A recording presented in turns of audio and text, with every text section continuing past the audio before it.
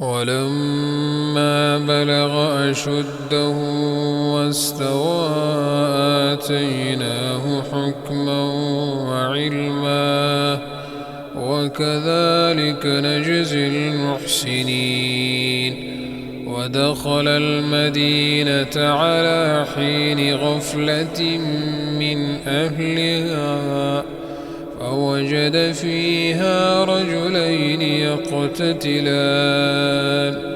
هذا من شيعته وهذا من عدوه فاستغاثه الذي من شيعته على الذي من عدوه فوكزه موسى فقضى عليه قال هذا من عمل الشيطان إنه عدو مضل مبين. قال رب إني ظلمت نفسي فاغفر لي فغفر له إنه هو الغفور الرحيم.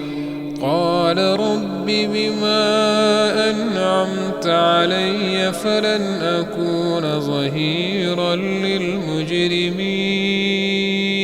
فأصبح في المدينة خائفا يترقب فإذا الذي استنصره بالأمس يستصرخه قال له موسى إنك لغوي مبين.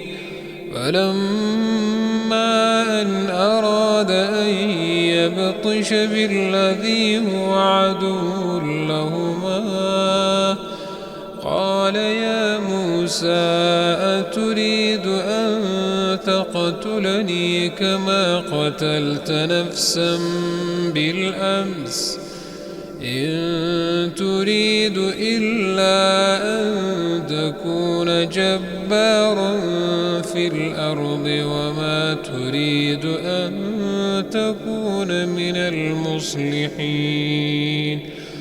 وجاء رجل من أقصى المدينة يسعى قال يا موسى إن الملأ يأتمرون بك ليقتلوك فاخرج إني لك من الناصحين. فخرج منها خائفا يترقب قال رب نجني من القوم الظالمين.